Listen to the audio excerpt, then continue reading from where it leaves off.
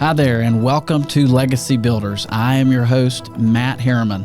I'm so excited to dive into the stories of leadership, community building, and the legacies of individuals that they are creating across various sectors, with the goal of inspiring you, the listeners, by highlighting the power of community and others' stories.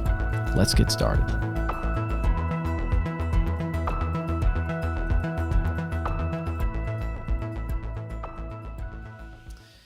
So I'm super excited to welcome my friends here for our podcast on really health. So when I started this, just telling them before we started, if you listen to my introduction episode to kind of set the stage for my background and the purpose of the podcast, I talked a lot about my core values, which are faith, family, community, and health. And so with these first several episodes, what I've really tried to do is focus on those things.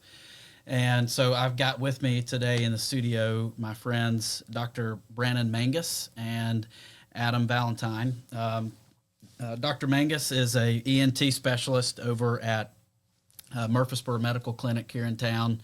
How long have you been practicing in that space? I've been at Murfreesboro Medical Clinic since 2013, and I was at Vanderbilt from 2008 to 2013. So getting close to 20 years of doing head and neck surgery. That's great. And definitely been in healthcare, since I guess med school started in 2004. Yeah. So just Doogie Howser in the house. That's right.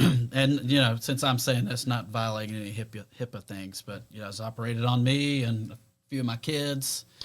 Mine too. Yep. So, I'm probably a few folks in this town, but really one of the top ENT surgeons in the Middle Tennessee area and probably even beyond, honestly. And then we got Adam Valentine here, who is the owner of Tri-Fit, which is kind of a private boutique gym here in town.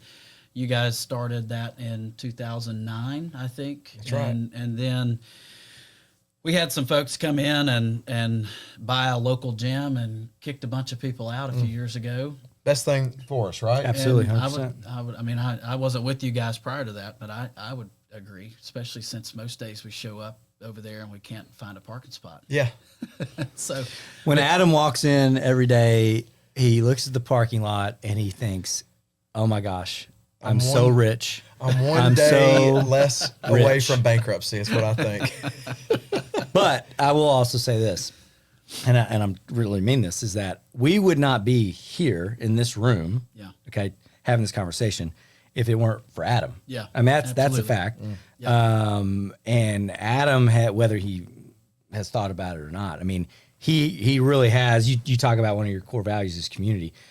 Yeah. Adam has created a community of fitness. Golly. That's true, man. It really is true. Listen, man. It's a community of fitness and really, if you do what he says and go through the steps, you're going to see results. But really, it's one key point of that is it's the community that keeps you coming back. That's right. Right? Like I'm going to show up. Good culture. Yeah, I'm going to show up because I know Matt's going to be there. And if I don't show up, Matt's going to text me like, "Hey, man, why weren't you there?" Where are you? Yeah. So, there's there's not a lot of positivity that comes out. It's a lot of negativity, like shaming, like, "Why weren't you here?" It's like the Marines. You got to break them down and build them up. We're just not at the build-up phase. We're 16 years in. It's coming. I can't tell you when. That's a part of mine and Barry's plan. But I'm trying to think. Adam disagrees on the date that I started working out with him, but I think it was around 2016 is when I started working out with Adam. So 9 years that I've been consistently 3 days a week working out with Adam or on his plan, and I have learned more about health and wellness from Adam than I did from med school. Yeah. Man, you would think, because med school, you got $80,000 with me, med school, whatever it is. But, I think that's part of it. No, it's true. In med school, you learn how to treat diseases, right? With you're learning how do I prevent diseases, right? And that's what we're going to get to with this book and Outlive. Yeah. That's right. That's where preventative care. Correct. And that's the part in medicine, although I think that's going to change, honestly. You know, they talk about medicine 1.0, medicine 2.0, and then the next phase of medicine will be medicine 3.0, if I'm getting it right. That's right. Where it's going to be about how do we prevent these diseases. It's going to be more preventive rather than reactionary. Right now, everything that I do in most of medicine is reactionary. You have this problem, let's give you this medicine. And it's not all bad. These are good things. I mean, we've extended the lifespan of humans farther than it's ever been, right? But we've reached the end of that. We've plateaued. We're not making people live longer now. Yeah. And so the next step is going to be on the prevention side, and that's going to be what Adam does, and there's going to be a whole lot more of that. And so it's just, are people going to get on board with that? Yeah, that's a great. I think we've talked with wellness companies about that as well. And interestingly enough, I didn't think about, because we were given ROIs on if they wanted to do an exercise program, nutritional counseling, all the little facets of that. And they made a strong point that I didn't think of. If we could just come in and stop the bleeding, and for them to prevent them from just getting worse, that alone, not get them better, just stop the bleeding on them getting worse, that alone would save them. Yeah. In the long like run. whatever their percentage they were looking at. And I didn't think about that. If you could just create some kind of intervention with someone, prevent bad habits from existing going forward, not even fighting against them, because that's reactive care. But, if you're in the fight of it and you could stop that, that alone can give you an extension of life, health, well-being, and money. I mean, insurance premiums, all that stuff. That's why insurance companies now are reinvesting in this. That's a great kind of foray into to set up our conversation. So to kind of back up a little bit, to give folks an idea of kind of a little bit more context of how we got here. So, Dr. Mangus talked about when he started working out with Adam, Mangus actually recruited me to join the 6 a.m. men's group. Best salesman that never gets a commission. Never. Yeah, that's right. So I started, I guess I'm going on about 2.5 years. I started when you guys moved into the brand new building over off of West College in September of 22.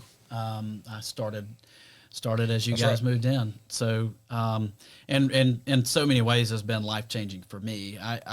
Fitness and health was important to me before that, but I think it just really, for so many reasons that you explained, it just took it to the next level. And so because of that community that Adam and Barry has created over there, I guess back in the summer, I start hearing, we have our men's group, but there's several other groups and individuals that are working out when we're there, right? So, but there was another doctor in there, and I hear you guys talk about this book called Outlive, and I'm kind of curious. And the reason I was kind of curious is because back in end of May 2024, I'd gone just kind of regular yearly checkup, physical. My fasting glucose was high, and I thought, okay, that's a little interesting. So, why is that? I'm seemingly healthy in my mind. I work out consistently 3 or more days a week. I try to watch what I eat, all these different things. So then couple that with I'm hearing them talk about this book called Outlive, and so got a little curious. So I started reading the book, and so it's Outlive, The Science and Art of Longevity by Dr. Peter Attia. So I guess end of the summer, first of the fall, I'm diving into this book, and so I'm showing up to work out, and I'm asking all these questions.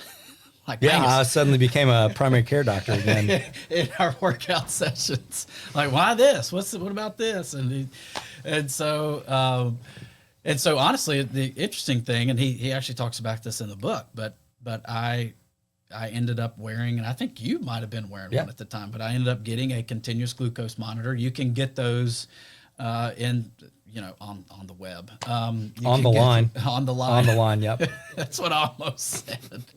Well, you can get them online. You can, absolutely. And you don't have to have Stello. a prescription anymore. There's 2 different brands. I think Stello, is that the one we use? Yeah. Dexcom, which makes the legit one for people that have diabetes.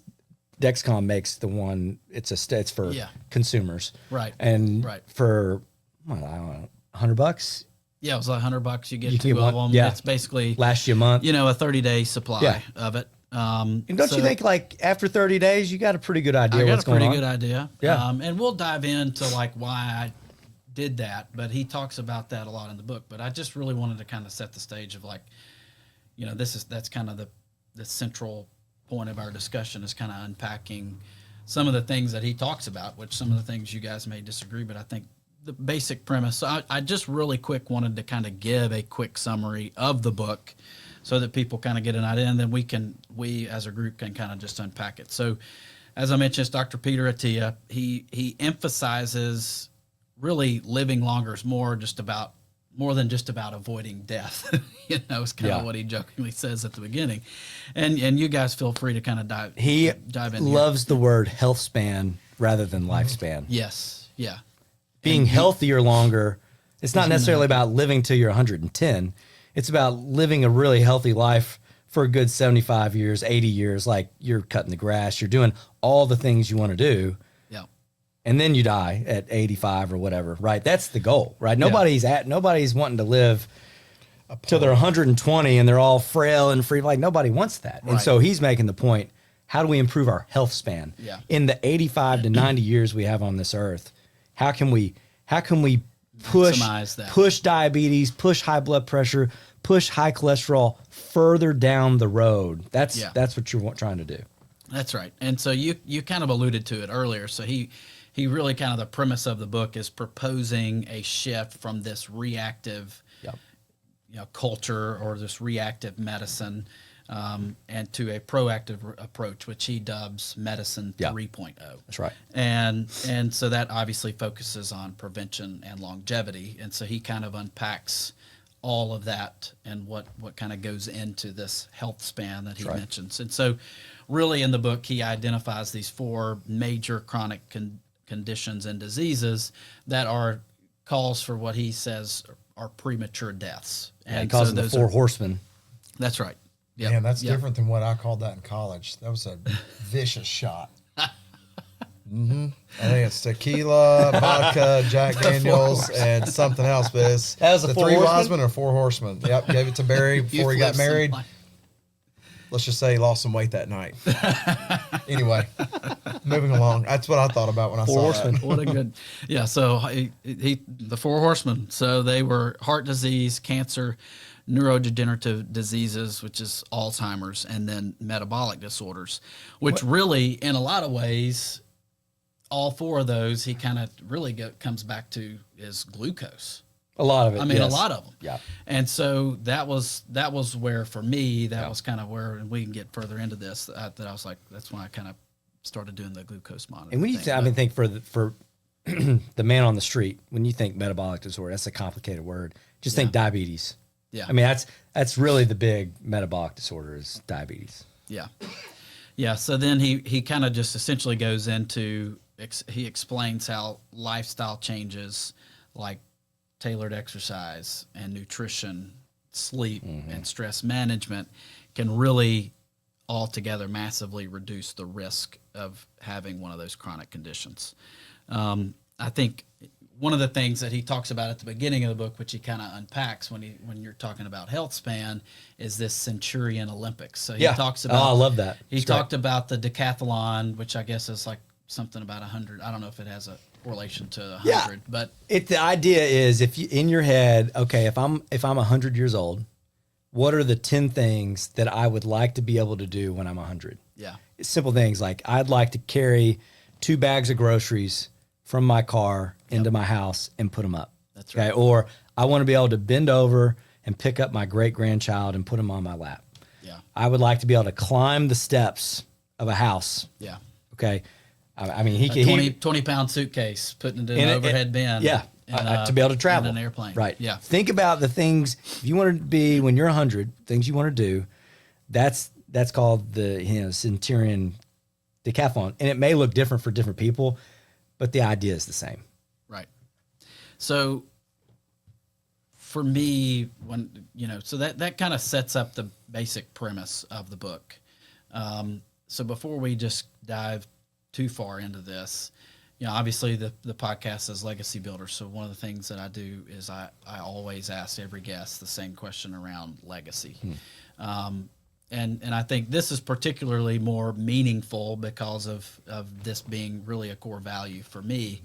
And because I think health and longevity are so intertwined. I think if you care about leaving a lasting legacy, and to your family and your kids, and I mean, choices that you make now around your health could affect generations, right? Yeah. And so, I think about my 3 kids at home and the practice of me literally going to the gym every 3 days a week, or recently at least 5 days a week.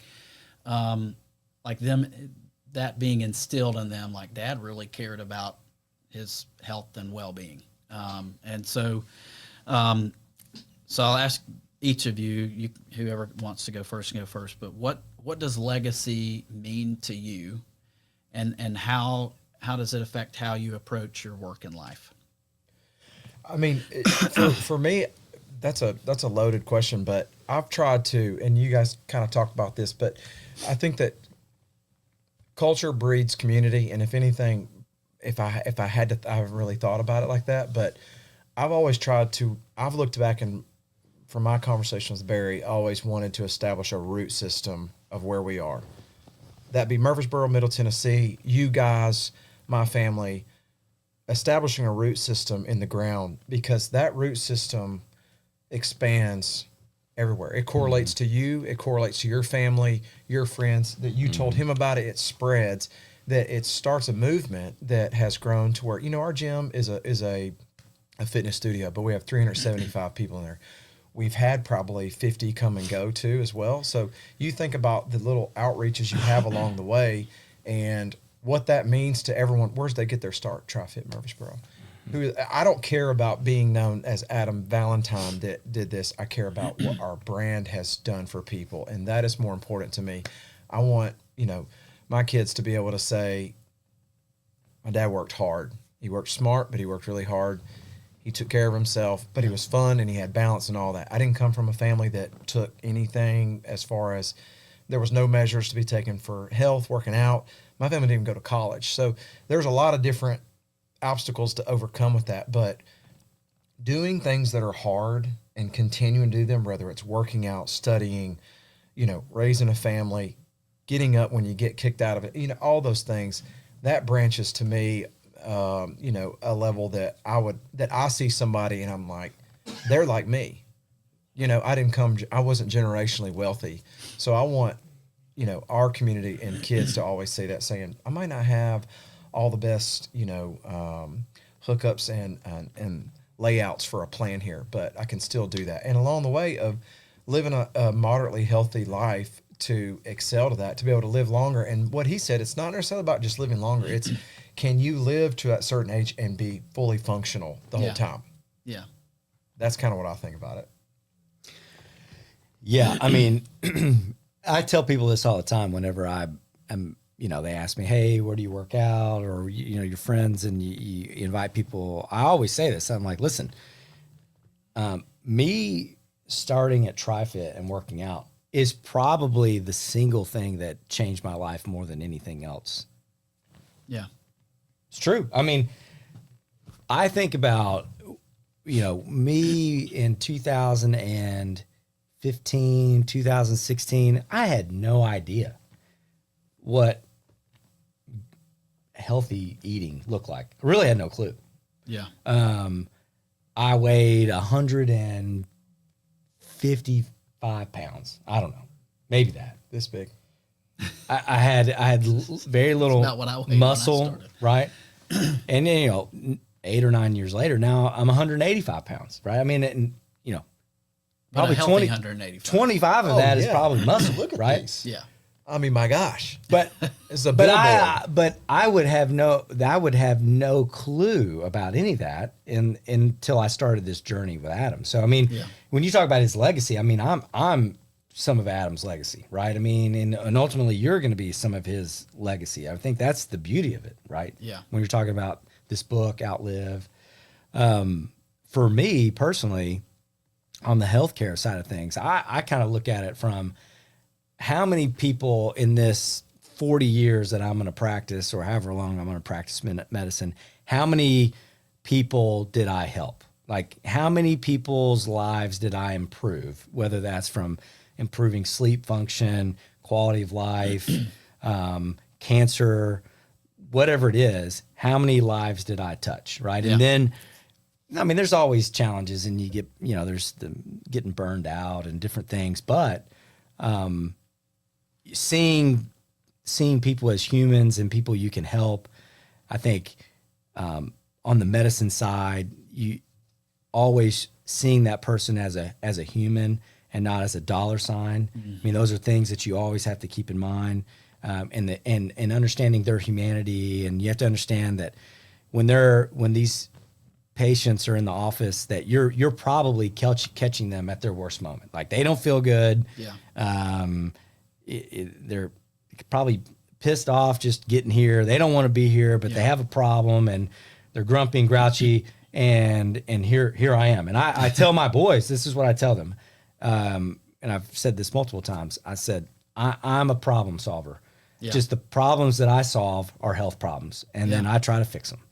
And that's what I do every day. I said, and I tell them, I say, look, you can, no matter what you do, you need to think of yourself as a problem solver. Mm-hmm. How do I, whether that's in accounting or health or whatever industry, be a problem solver. Yeah. How do you make wherever you are, how do you make it better? Yeah. Okay. That's when I look at legacy, that's where I'm at. Am I doing that? Am I making where I'm at better? Am I making Murfreesboro better? Are we improving the health of these people? When they walk away from their interactions with me, do they like, hey, that person cared about me? Yeah. And then trying to instill that in my kids so that they have that same mindset when they interact with other humans. Yeah. Right. Yeah. And then we can get on the legacy side, on the health side of things, where it's lifting weights or exercise and diet. I mean, there's a whole nother legacy that hopefully we're instilling in our own kids. Like, hey, don't do what I did when I was 12 and 15, where your goal is to eat an entire sleeve of Reese's and then swallow it down with a Coke. Like, that's right. So when I think about that, it's horrific. Like, that's not the legacy I want to leave for my kids. So, yeah. That's good. I want to touch on something just real quick with that. Talk about problem solving. We wouldn't be in our position that we were without Brannon. Because when we were kicked out of our gym, this was the phone call I made to him, because he knows how to solve problems, and he knows situations and people that are aids to others. And when we were building our gym, Brannon is the one that got us a spot to temporary hold up at. Yeah. Brandon's the one that linked me up with him and got us a base to establish, where I completely changed our structure, how we did it, and we were able to save and save and save and save money, and we were in a tight spot, and it would have never normally worked, and looking back, it gives me hives thinking about it. But we saved enough money to be able to get into this place, buy our equipment all through that period of time while it was being built, and we wouldn't have done it without him. And he was on the spot. I got this, I can do it. And I will never, ever forget that. I will always think about that, because people go to him when they need help.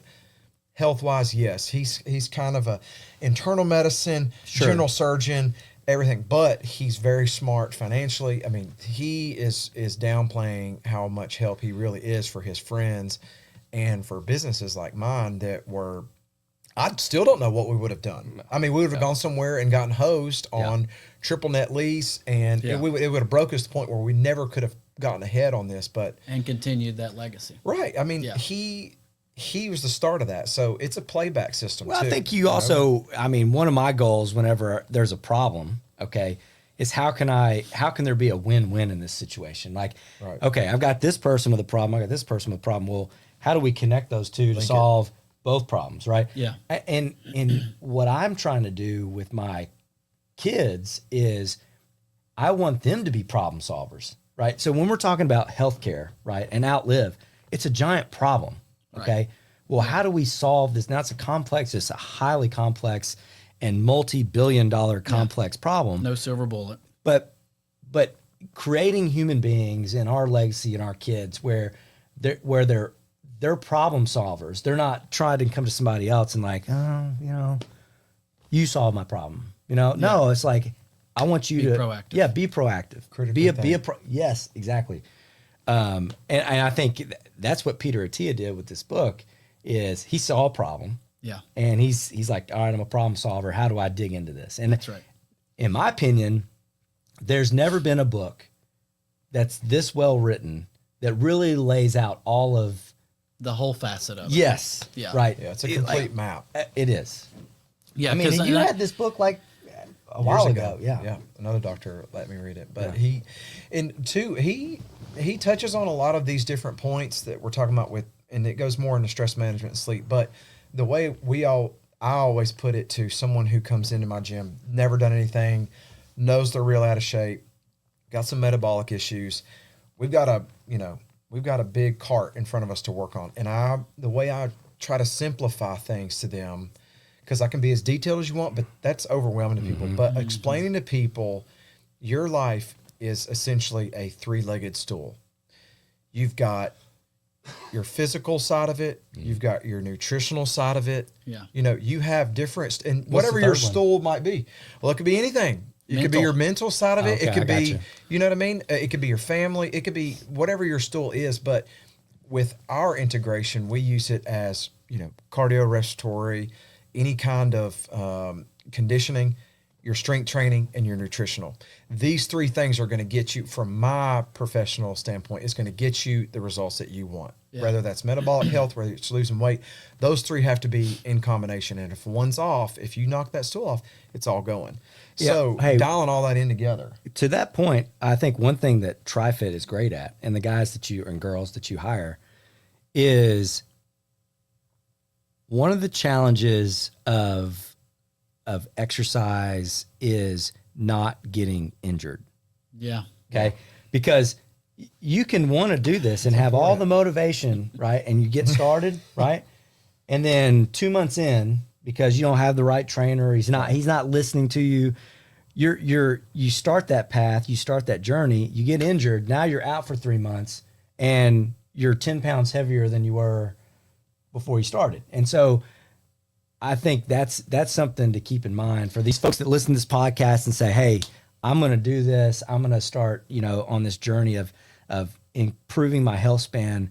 Okay. Be smart about it. Your number one job, in my opinion, you get this one thing right, don't get hurt, then you're setting yourself up for success. Yeah. I think a lot of people dive in and they just go to, Well, it leaves a bad taste in other people's mouth if they go to, in our industry, the typical trainer's carrying around a jug of water, swallowing eggs like it's water, and just fee-fi-fo-fum, do this. But way getting more to people ridiculously sore, that is an ego trip, okay? That some people get their rocks off on how sore they can make someone, but soreness, I'm going to say this, soreness is not an indicator of progression. Being sore is not an indicator of progression. Really? Now, it is a badge of honor at times when someone's a vetted, exercise enthusiast, but I can still make people get stronger, healthier, all those things without feeling like they were in a car wreck. And when people come in to me, they're like, oh, I want to go 5 days a week. I'm like, you can go somewhere else then. That's not here. That's not here.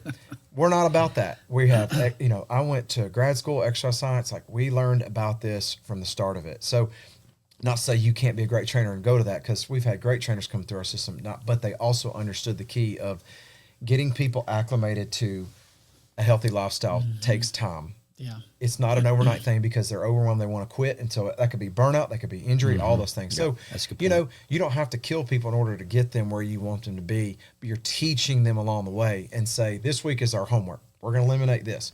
This next week, we're going to do our homework. So you stack on that, and then you have this billboard of a man right here. But that wasn't overnight. No, geez. There was a lot of questions along the way. It's first, let me teach you the movements.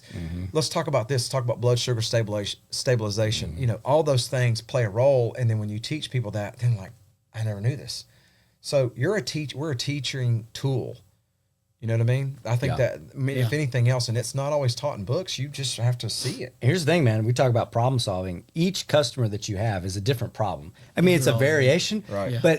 but like Matt, like his shoulder, right? And so you're going to him. You're saying, all right, we want you to be stronger. We want you to get there, but you got to problem solve this shoulder, right? Because it's a little bit of an Achilles heel. So and me, you know, whatever, you know, I've had different things that come up and we just work around those things, right?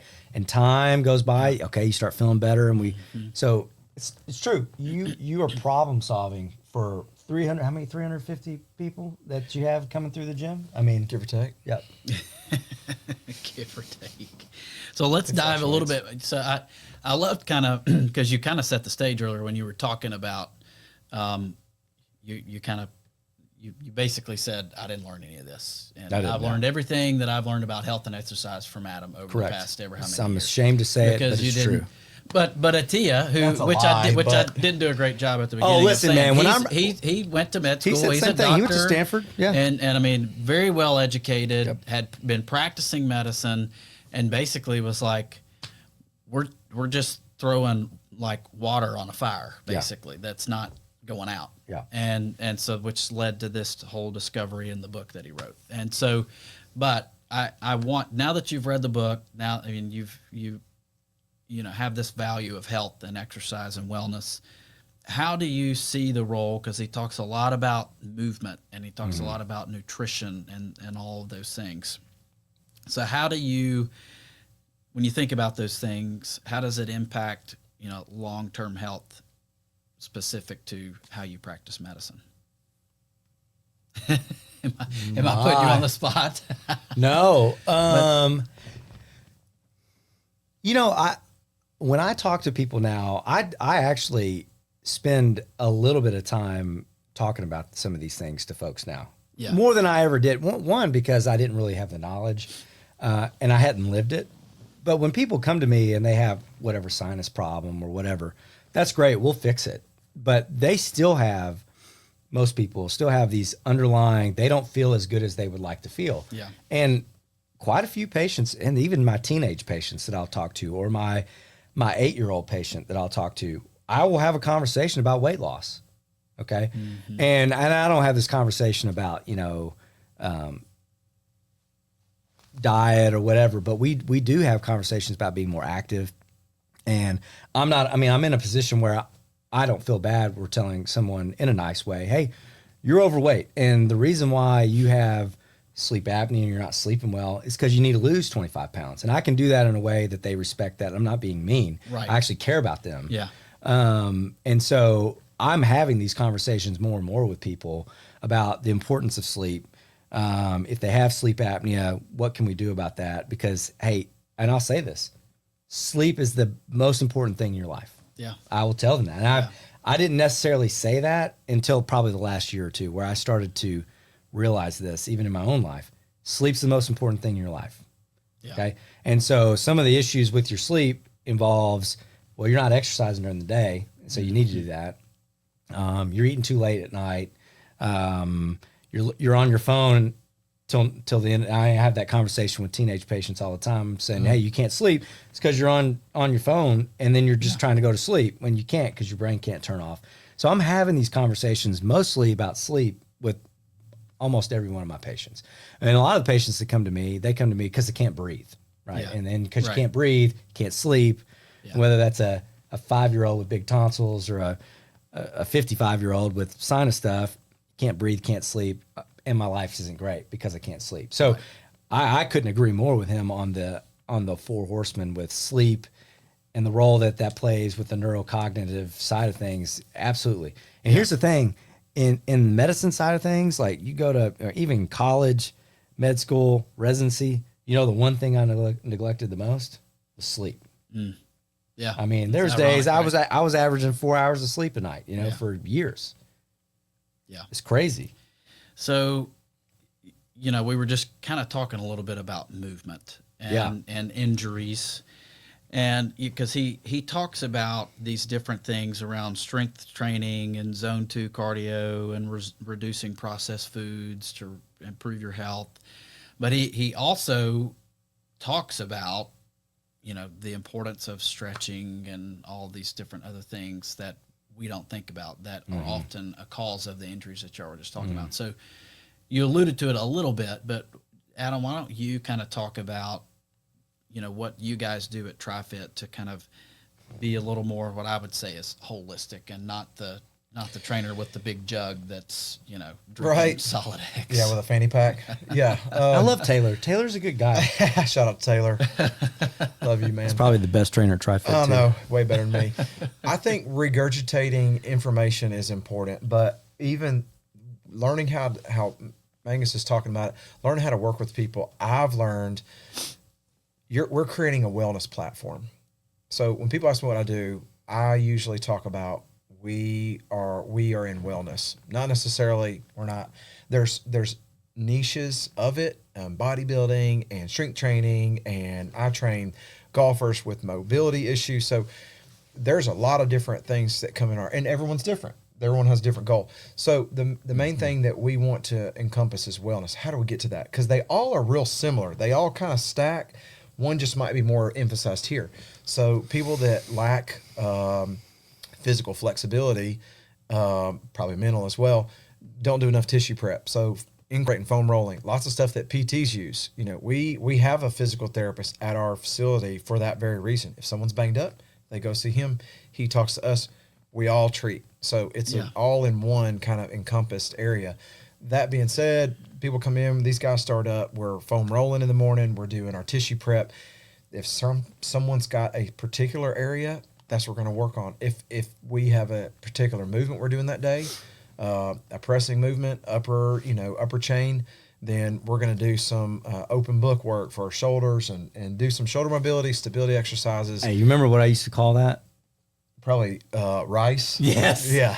When we first started working out, it just frustrated me that we spent the first 15 minutes on this BS. Like, bro, let's get to the meat, right? And I would call him like, all right, are we done with the rice? Doctor over here wants to, I want it now. I want it this. But now, stuff. My time. But now, no. I mean, that stuff is the cat cows and the foam rolling. I mean, showing up. Now, I didn't do it this morning, but showing up 5-10 minutes early, like getting on an Airdyne bike, getting the blood flowing. I mean, right. I approach wellness and bodybuilding very different than I did 8 years ago. The way I look at that too, and we can talk about this blood sugar stabilization, but think of your body like a spaghetti noodle. And I've used this before. Yep. A spaghetti noodle is brittle to break when it's dry. So think about your joints, soft tissue work. In the morning, very stiff. If it's 30 degrees outside, even worse. So when we're doing tissue prep and we're doing some light dynamic warm-ups specifically tailored towards what we're about to do, we are essentially putting that dry noodle in warm water, and it's becoming more fluid and it's becoming more flimsy. So the blood flow is an aid to that specific area. So whatever we're going to do, we're going to create more blood flow there because it's almost a buffering system. Mm-hmm. So I think that's important for people to look at that why am I having to do those things? Probably going to make you feel better, and there's a reason to it. And I can nerd out on it with them, but for the most part, I'm like, just do it and just trust me because I don't have time to sit and there is a plethora of sarcasm and condescension, but it's fine. You just get to, you understand, we're experts. Yep. You just live with it. Yeah. I think too, in reference to, analogies, and we've talked about blood sugar and we can talk about this more, but the analogies make so much sense to people. I wish I had a water bottle over here. I could explain this better, but we'll use this and we'll cover it up so that this can be on the World Wide Web. Pure sign of health. If you took, is this camera on me right here? They're all. So if we took this and it was, say this is my blood vessel itself, and this was, say I had a donut and this can is full to the top with sugar. If I just took a knife and cut a wide hole up in it, this is how my body usually reacts to this. And it's going to just dump all this sugar into the tissues, which is going to create an insulin response, which we know what happens with all this. So in this book, a lot of his talking points are about stabilizing blood sugar through the Dexcom which I would like to have a patent one day where I could have one of those that put caffeine as a slow drip into my system. We can talk about that later. But that being said, because I don't always want coffee. But think about it like this. If this Coke can was full of sugar and I'm having something that's very high on the glycemic index, like Pixie Sticks, donuts, whatever, it's an immediate dump out right there. But what the goal of this book is to have something not only that is half the amount of sugar but it's lower on the glycemic index, that it would be like poking a tiny hole in here. And that's giving us energy throughout the day. Fruits, vegetables, non-processed foods. If I tell people that, I'm like, if you can create a more stable blood sugar run through all day, and these are your list of foods, these are not your list of foods, that is how they utilize body fat as energy. And when you explain that to people who have no concept of it, it clicks and they understand it, and then they do it and they see it, and then now it's tangible.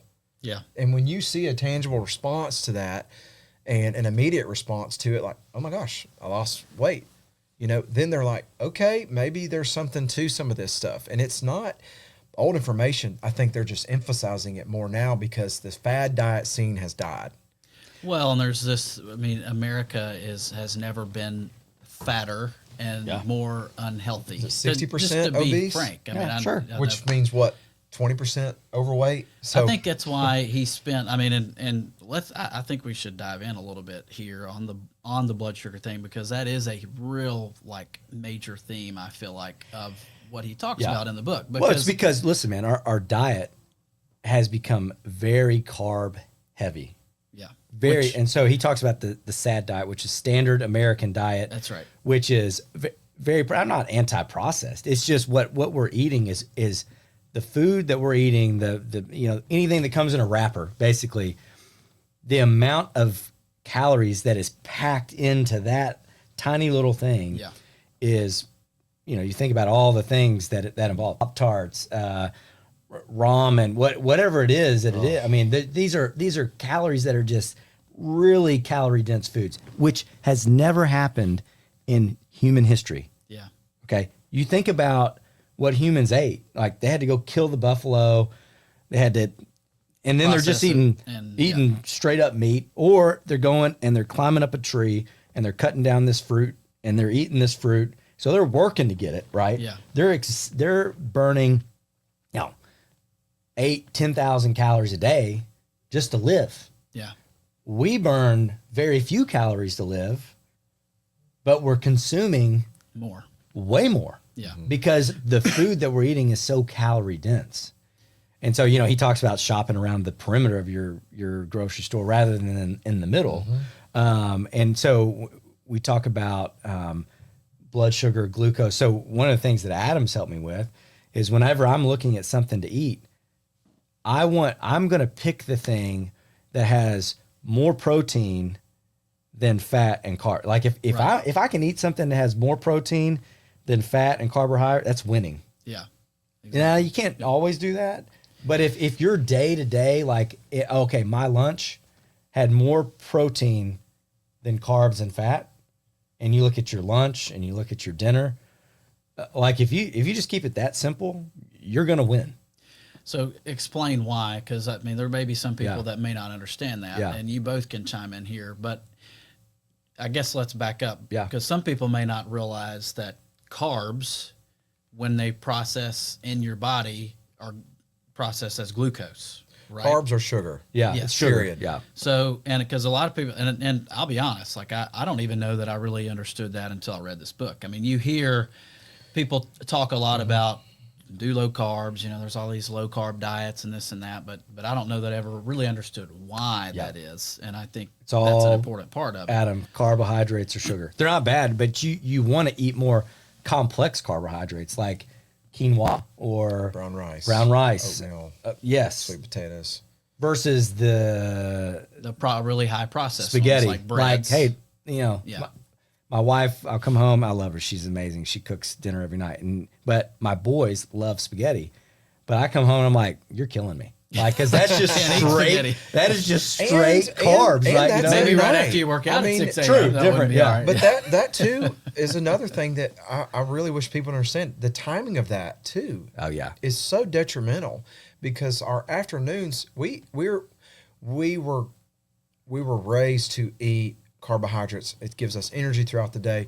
But as your afternoon comes to an end and it gets close to nighttime, that needs to be your lightest meal, and it needs to be the least dense in carbohydrates possible, because you don't need energy that late. What do you always tell people? Don't eat after what time, Adam? Well, it depends on what time you go to bed. If you're like an old man like me, if I'm going to bed at 8, 3 hours before you go to sleep. There you go. That needs to be the last chewed. That doesn't mean start dinner. That means the last chewed food is done, and really 30-minute walk after that. That is that is the biggest key to losing weight, is having some kind of exercise routine. Following it could be just a walk with your wife, or the kids. Yeah. To your point, or your dog, whatever. You've always said this, okay? Right? And I just looked at you and rolled my eyes, right? But you get this blood sugar monitor, wherever you get it from, and you go and you eat dinner at 5, and then you go out and you walk for 30 minutes after dinner, and you watch your blood sugar, instead of spiking, it blunts it. It's like a little hill. Yeah. Right? And so going back to blood sugar, what you're trying to do is keep your blood sugar from spiking and then going like this, right? You want it to just be a rolling hill. Yeah. That's what you want. And so when you're choosing your food and what you're eating, so the higher in protein, lower, not no carbs, but the lower and make it complex carbs, you're going to be able to kind of blunt that glucose in your body, which then blunts how much insulin your body's having to dump. That's the key. So another point to that is, and this is what he talks about in his book, the more muscle that you build, the more, how do you say, let's put it this way, muscle sucks in glucose. So the more muscle mass you have, when you eat and your blood glucose wants to kind of climb up, the more muscle you have, it sucks it in. Yeah. And it doesn't get deposited in your liver or your visceral fat, right? Yeah. Those muscles suck up that glucose. So it goes back to, diet's important, but building muscle, working out, exercising, strengthening, those are also key for metabolic health. Like they work very hand in hand. Which is where the protein comes in. Correct. That's the protein, but it's also the timing. And that's what I tell people too. After that workout, you've got a window, and that's your glucose window. Because at that point, you're super insulin sensitive after a workout, which is why diabetics, especially type 2, are encouraged to exercise, because it improves their insulin sensitivity, which for people that don't know that is the process of their insulin working to remove sugar from the tissue. So you're making those receptors more sensitive with exercise. After that bout, say we're doing a strength training day, you've got damage occurring to the muscles. It's a shuttle time. That's when you have, a massive indux of carbohydrates with protein. That's where I'd allow this 2-to-1 ratio rule of 50, 60 grams of carbs and 30, 40 of protein. Mm-hmm. But as Dr. Mangus is showing you throughout the day, that curve shifts. Yeah. The lunch, 100%. he tries to find a one-on-one, and the dinner is more protein than carbohydrates. It's hard to do, though. And we pull off of that. And that's why we have more filler foods, vegetables, mushrooms, these little filler foods that keep us full, because we're so used to we're so programmed for doing stuff like that, because the food pyramid has taught us, and it was in grad school that they changed this with me. It was 60% of your daily intake's carbohydrates. And this fat-free diet was a huge thing for a long time. Yeah, but all that did wrong. was drive people's hormones in the ground, because our cholesterol and all our hormones are testosterone regulated by lipids. So that is the opposite of it. So the balance of that is where now they're reducing that in some people. Yeah. And here's the problem. Okay. Here's the problem is that when you're eating simple carbohydrates, or if you just go straight sugar, the dopamine hit that you get to your brain is incredible. Okay. So I love donut holes. That's exactly right. I mean, it's like when you're eating a donut, you get it's a high, right? I mean, and so as humans, that you're supposed to eat more protein, more fat, and less carbs. We've learned that, right? Good we're not saying, we're not saying no carbs or no, but the point is like the carbs are the ones that give you the dopamine, right? And so it's really, really difficult. Yeah, it's a struggle. See how kids crash right after it. I mean, they're super high just going crazy, and then you see the lull. But but even with adults, you get those cravings, man. You like, oh man, it's a drug. Well, it's why it's a big drug. It's why when you go to a steakhouse or to an Italian place and they bring bread, you can't stop eating. That's a bread. middle aspect like if you open up that can of worms. That is a huge middle aspect of having a healthier lifestyle, because that food is a lot of people's friend. There's a lot of lonely people. There's a lot of people that bring their family together with food. I mean, we're in the South. That's how this is. Yeah, absolutely. It builds community. So when you remove that, not only are they hungry, they're craving that food, but now they've lost their sense of that. So it's an identity a lot of people have in that. And so it's a big wake-up call when they realize how dependent they are on certain stuff. Yeah, that was a hard thing for me this past fall with the whole glucose monitor and really trying to get serious. I mean, I think I'd gotten up to like 195, and it was obvious that like there was some unhealthy weight that I was carrying around, because my average really healthy weight for me is around 170. So, but for me, I told you all the time, I'm like, sweets, it's my weakness. Oh, like it, yeah. And to your point about growing up in the South, it's like, man, you have supper at home, and then when you get finished with supper, by gosh, there's dessert. There's a big difference in dinner and supper, and out here it's supper, but then there's a dessert, or there's sweet tea with dinner. You know, it's loaded up, Cokes, and I think that there's a moderation to everything. Yeah. But if you have a goal of doing this, this is what you need to do. It could be as extreme as you want it to, but knowing the tools and how, if I can teach people how to plug in those certain type of foods, and I've given countless diets and regurgitated the same information, but you have to allow people to plug what they like into it. And if they understand the map work that this book talks about, it's a fail-safe plan. Yeah. It's just, if I could give like some advice, like an easy one is eliminate the calories in the food you drink. Yeah. Oh yeah. Liquids. Yeah. Liquid calories are a waste of time. Yeah. Like, it is the worst way to get calories is through liquid. Yeah. So if you can focus on water and, water with electrolytes or now they have a lot of carbonated, Spindrifts, Topo Chico. I mean, there's a lot of different options. Love some Topo Chico. But if you can eliminate the calorie intake through what you drink and then focus it more on what you're eating, you're winning from the beginning. I mean, can we segue into alcohol when we're talking about, I feel like this is a real relevant topic, but, I am a proponent of moderation, but, alcohol, let me tell you this right now. Alcohol, people can come to me and they're, oh, you're just so strict and I'm absolutely not. I believe in moderation of everything. Anyone that knows me with that.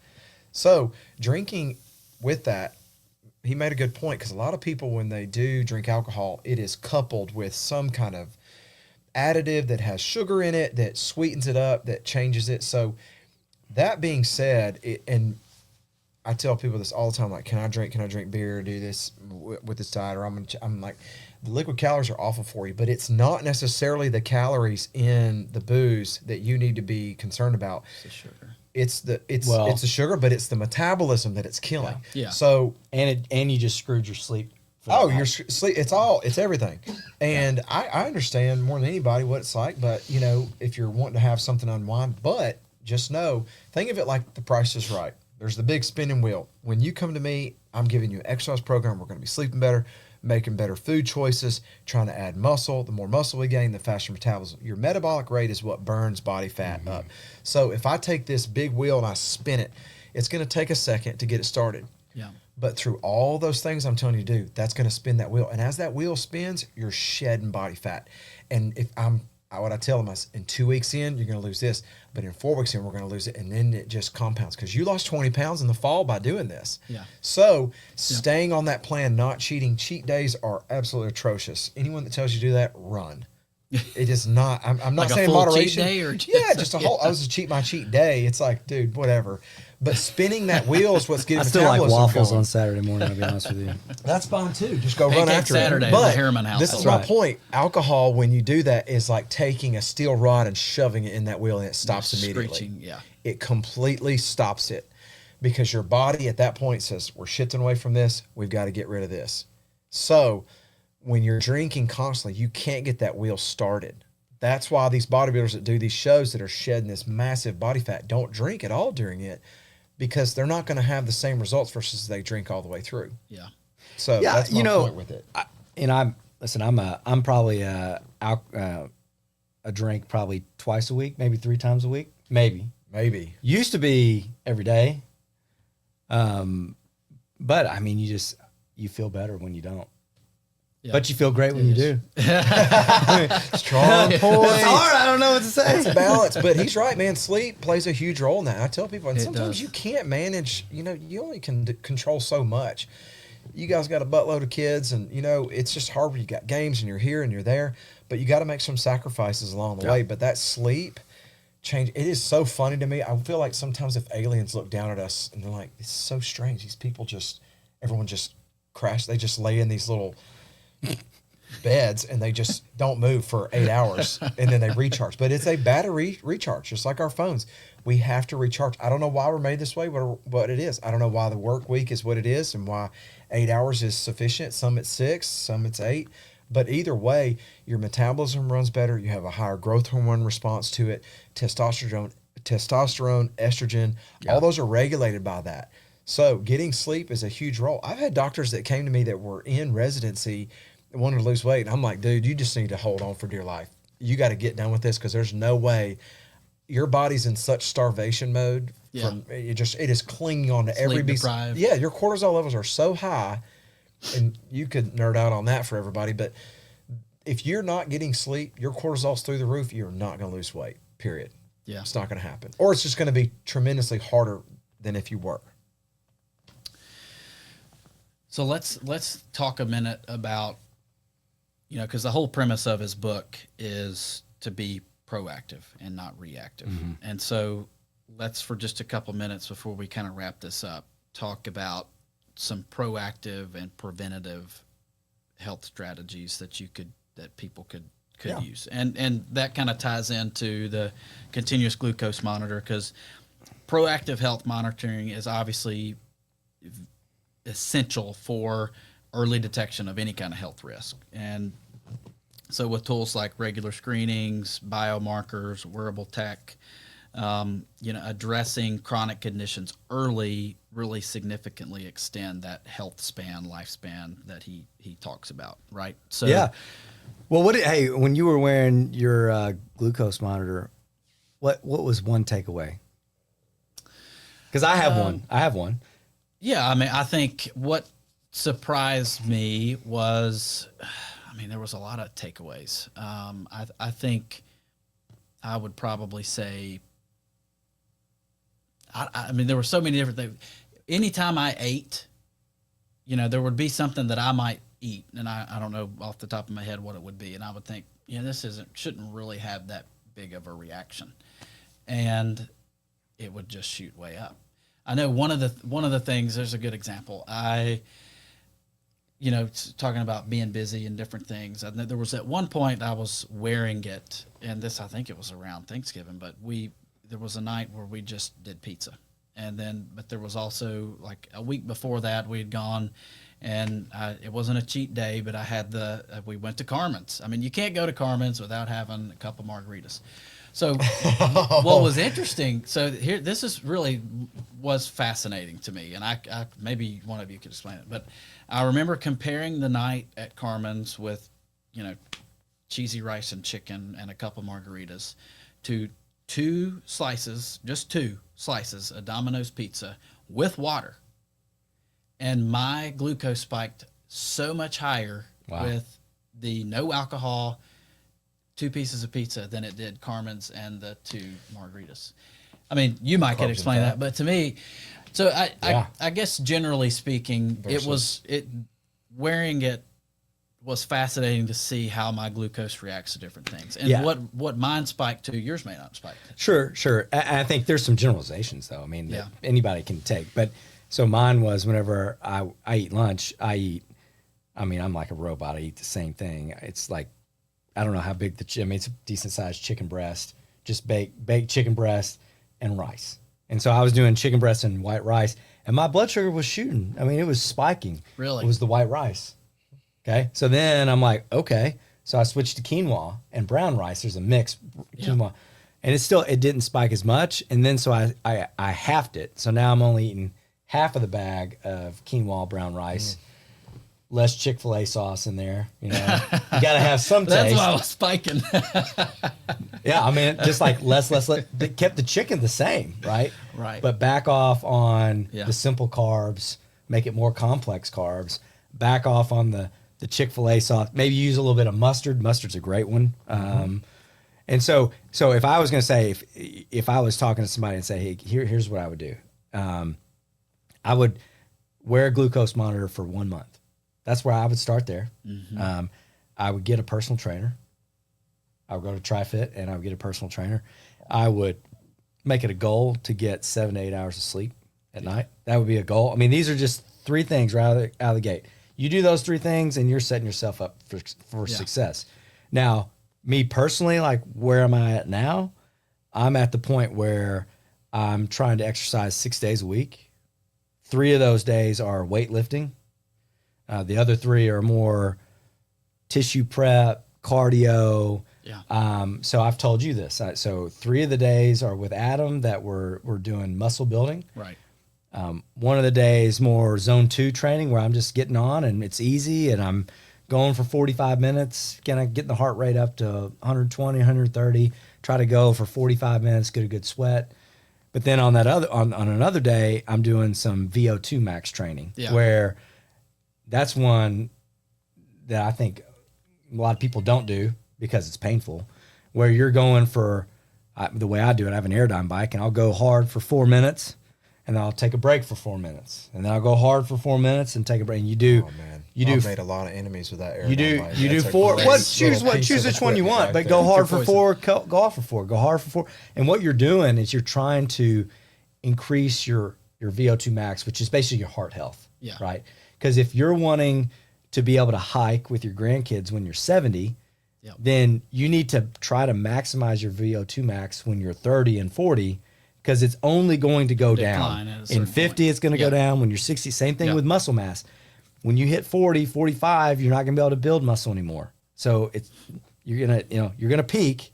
So anybody who's 20, 30, even my kids who are teenagers, right now, you've got to be building muscle in a healthy way. So that when you peak and then you have enough left in the tank for when you're 75, 80, 85, you still have muscle mass, your heart can still function the way and you can live a life and not worry about breaking a hip. Those are the things those are my goals, personal goals. Yeah. That's good. Small stat on that point. 3 out of 5 people, I don't think this is an outlive. 3 out of 5 people that break their hip over the age of 80 die within a year. Correct. He talks about that. That's a huge statistic. Yeah. 3 out of 5 die. And we were talking earlier before this started up about life 100 years ago. Let's think about that 100 years ago. How long people live? Not very long. Conditions are harder. So we have so much more at our disposal now with learning about this stuff. We're on the brink of it, but think about how much harder life was back then. We worked right now to go on vacation and do all these fun things and go. We live to eat at times versus people ate to live back then. Yeah. You know what I mean? It's flipped. And we have all this research and data that he's done. It's the perfect outlet. You know what I mean? Yeah. There's no sense in not diving into something, but like Mangus said, when you're doing that VO2 max training, when you're doing these different aspects of it, they play a role in so much more on hormone regulation, how you feel, we got physicians that come, this is very high stress job. He's very cool, calm, and collected, but this is a super high stress job. And a lot of these guys do it to relieve the mental side of this, anxiety. Absolutely. You know what I tell people? That's the thing people don't think about. When patients look at me and they'll like, hey, do you, whatever. I mean, they'll like, hey, do you work out or whatever? Or they'll see my hands and my hands are super calloused, right? And they'll ask me, why or whatever. And I tell them, I say, well, here's my options. There's 2 ways I can manage my stress. I can drink a lot, alcohol, or I can go work out. And the choices are pretty easy. Now, I still have a drink every now and then, but the exercise and the sleep are a way healthier way to manage stress than eating and drinking and getting less sleep. Right? Do you see what I'm saying? Yeah, it's the root system here very different. Proliferates into other healthy things versus this. And, I can say this speaking of that hip injury, you know, my father was the victim of a bad vehicle accident years ago. I mean, his pelvis was crushed, back was crushed, jaw broke, all this stuff. Now he's paralyzed on this side of his body. Things don't work like they should. Yeah. But it's a slippery slope ever since then. And that's something, too, that this touches on, that you can't avoid catastrophic events. But if my dad would have been in shape like this, it might not have done as much damage. Yeah. B, the recovery process. He has a mental side of him that most don't. But continuing to train after that would have helped, because after that, my dad had gallbladder surgery. Yeah. His circulation he lost in his leg because of it. Then his ankles started breaking all the time, to the point where his bones turned to dust and they amputated his leg. Once something like that happens and your body starts shutting down, Yeah. you have so many stages left. So what he's talking about too with this is starting now and creating that map helps prevent how bad that might be if something bad does happen to you, how quickly you could recover, but how much this is a pattern of his lifestyle and y'all's lifestyle. Being in the gym, being consistent, also plays a role in, if that something like that did happen to you, that you would get back up and move through. And you can't avoid everything, but I'm telling you, from my perspective, watching him deteriorate in these aspects is sad, because he can only do so much. But one problem is not always the last stop. There's more problems that exist, and diabetes is one thing, but then it's blood pressure, it's poor circulation, it's diabetes, it's amputation. These things, it's a trickling effect sometimes. So creating a problem like that wellness company I told you about, stopping the blood flow, what did I say? Stopping the bleeding. Yeah, stopping the bleeding is huge, because then you're able to check the whole system in versus just continuing to get worse. Stopping the bleeding alone is a health. It's sad that that's where we're at, but it is true. Yeah. So we could probably spend hours, almost 2 parts to this. Yeah, we should get a drink and just talk about it. 100%. Absolutely. So what I want to do is you each just kind of give your parting thoughts. I mean, whatever you want to however you would kind of wrap it up, this conversation. And then I've got kind of a parting question that really is totally unrelated to the topic that I'll ask, and then we'll wrap it up. So what are some what are some takeaways? Just if you had to summarize what we've just talked about and say, if you're listening to this, here's one thing I hope you take away from this conversation. Besides read the book. Well, I think the book probably isn't for everybody. I mean, you gotta really want to read that book. I mean, there's some technical stuff. It's a thick book. Absolutely. Yeah. But it's worth it if you do it. I mean, I think that book will change your life. Yeah. If you read it. Well, I remember our conversation we had. You basically said, I told a certain elected official that we all know that every high school kid in the state of Tennessee ought to Oh my gosh. Yeah. So I think you don't have to necessarily teach that book, but I mean, you could make it understandable for middle school and high schoolers. But if I were going to, how would I change healthcare in America? It doesn't start now with 30 and 40-year-olds, although that's helpful. I would start in middle school and high school, and I would completely transform PE. Yeah. I would start with PE, because we would be weight training, we would be doing cardiovascular health, and we would be studying the concepts of outlive. Yeah. Like, you have to, and this is what I'm trying to do with my own kids. Like, when they go to school, we meal prep. Like, we're grilling chicken and rice, and they're taking that to school. When we're eating breakfast, we're eating eggs, right? Now, listen, we have donuts and different things, but the idea is, if as a culture, as America, we really need to start in middle school and high school and helping people understand what really is healthy, what does exercise look like, and then say, this is what you need to do for the rest of your life. Yeah. If that happened, we're talking, it would save America trillions of dollars. Yeah. Right. But for some reason, Take that to Doge. Right. I mean, for some reason, we've listen, it's been a long time since in middle school and high school, but we've kind of missed the mark there. we've made PE where it's not as exciting as what we've been talking about today, right? And you could talk about lunches and different things, right? But there's, from a cultural standpoint, injecting this book and the ideas of this book into middle school and high school. Now, it would take 20 years, but you would see fruit from that 20 years from now. Yeah. Right? Yeah.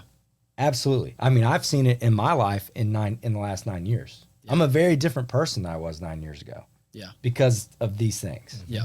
So that's my big takeaway. Like these are cultural transformative things that we're talking about. Yeah. You talk about anxiety. Seriously, anxiety, sleep, mental health, diabetes, weight loss, diabetes, obesity, all these things. If we're taking this book and teaching this in middle school and high school, you and really buy in and make it exciting, you could eliminate a lot of these things that are driving the healthcare system bankrupt over the next 20 years. Yeah. It's hard to do. Easier said than done. What you got, Adam? Same. That's why I wanted to go first. Same. I think our business is built on this book. I mean, it's the same things we've talked about for years. I like his parallels that he talks about in the book of, if you do this, at least this, because so many people have come to me after that. And they're like, I just thought you're making us do this stupid exercise to see how dumb we look doing it. But it was because in there he talked about deadlifting had to do with getting out of the pool and, little things that you're like, well, I knew that, but I would just assume people would. But you're right. The modern man might not know that. So I think establishing a ground base and people being aware of, wow, I did not know that. Then implementing a little bit of a plan, having an intervention, having a plan, having accountability. If you don't really understand as well, the fact that all the people that I know of outside of you that have read this book are physicians and back it up means something. Yeah. America makes money on unhealthy people. Oh, yeah, for sure. Big Pharma makes money on unhealthy people. It's interesting to me that food that's served in schools is cheap. And that food is usually what? Starch. Terrible. Carbs. Carb heavy. Nothing. Sugar. And these kids crash out. My kid goes to a school down the street, it's a magnet school, and they do not like them being tired after lunch because they're cramming information down their necks. And they've told us they want a protein snack in the afternoon with them. There we go. They want lunches regulated of doing that. And that was huge to me that I was like, we're getting somewhere. Yeah. Because, and for people that don't know that, having just a Nutri-Grain bar in the afternoon might sound good. But terrible. It's nothing but 40 grams of sugar and a crash. Yeah. But when you're coupling a lower glycemic index food with a protein, it's balanced. Same with a diabetic. People who are struggling with it, they can't just, if their sugars are down, if they need to pop some glucose, it's one thing. But for the most part, it's always coupled with something like peanut butter and crackers. The fat is there to stabilize, which is probably why the pizza you had was different. You know what I mean? And that's just what I was kind of side noting on him, but we could go down that tangent. But my point is with that in school systems with it, they are recognizing that if you want to hang on in the afternoon, it's not guzzle 3 pots of coffee and then you can't sleep at night. It's, why don't you watch what you're eating at lunch? Why don't you pull back on that? And this guy lays it out. Data's there, research's there. If you don't like to read, get the audiobook. Oh, yeah. That's the biggest really thing. what I do. Here's my big takeaway was when I was reading that book, I was like, oh, man, Adam was right. Doggone it. And then I get to another chapter.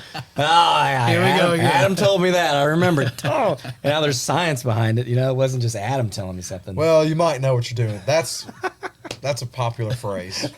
Well, maybe this 80 grams was worth something. All right. So real quick, I asked this is, I have kind of a signature question at the beginning and then at the very end, real quick to wrap this up. What are you currently reading or doing to contribute and further your professional growth? I'm on Lights Out right now. That book I was telling you about. Turning the lights off at night. No. Yeah. Remember I was asking if you read that? No, I haven't read it. Lights Out, a book on shutting our brain down at night, shutting the lights off. Really the goal of this book, is not meant for people like me that wake up at 3:55 in the morning, but it's to let your body naturally wake up. So the use of turning all lights off, screens off, letting your brain calm down, having good conversations at night, meditation, prayer, all those things, and sifting into a peaceful sleep versus scroll.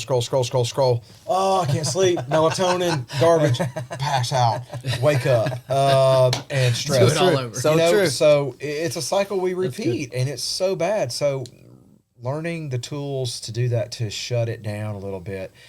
And I think that goes easier for some people that can wake up without the alarm and they wake up naturally with the sun. That's how we used to go to sleep. Right. When it was dark in the afternoon back in the day, you didn't have electricity. You just went to bed. Yeah. And you woke up when you were supposed to. And people slept more in the winter than they did in the summer. And the hibernation thing, it all links together about it. So that's the kind of the compass of that, is letting our bodies naturally regulate how they should. I wish that I could sleep until the sun comes up, but can you imagine if I slept in during our workouts? You'd never hear the end of it. Man. It'd be 10 years before it's up. I would pray I would probably get a new phone. I would just get a new phone. It would be bad. Not tell anybody.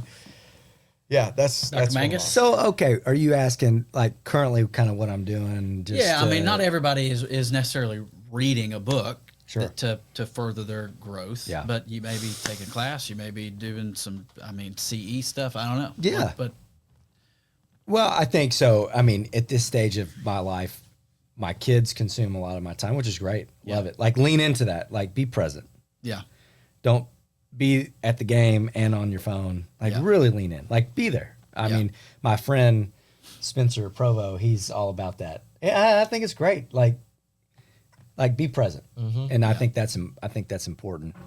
And then exercise is really important to me because it's been a huge help to me. I've always journaled, but I've started kind of writing more about experiences that I've had at national parks. And so just writing some things down. And so I've kind of explored that. It's been good for my mental health. Book that I'm reading now is a tree grows in Brooklyn. I think that's the name of the book. That's been a really good. It's just a different book. I always ask my brother what he's reading, and then I read it. Yeah. But I also do a lot of audiobook. Another book that I'm reading or I'm doing Audible on, I'll tell you, this is fantastic. I always like, how do I improve my customer service? And so I'm reading a book, Unreasonable Hospitality. Fantastic. Okay. And you get it in the title, Unreasonable Hospitality, doing things that people are like, oh, that's crazy. Don't expect. Going above beyond. Yeah. And so always trying to think of ways, how can I improve my patient's experience or my customer's experience or even my employees' experience, right? Yeah. So really starting to okay, how can I help my kids? How can I help my employees, my patients? And then, but you can't, and I've told Adam this, you can't help those people until you've taken care of yourself. Because if you're in a bad place, then you're going to be in a bad place at home. You're going to be a bad place at work. So it all kind of comes back to this, health and wellness. How sleep, central it is. Diet, exercise, rinse and repeat. That's good. Well, thank you guys for doing this. I appreciate it. Appreciate your time. Appreciate y'all's friendship. And thank you guys for listening. We'll see you next time. Thank you for listening to another episode of Legacy Builders with Matt Herriman. Be sure to go like, follow, and subscribe on your favorite platform, and we would just love it if you left us a 5-star review as well. We'll see you next time.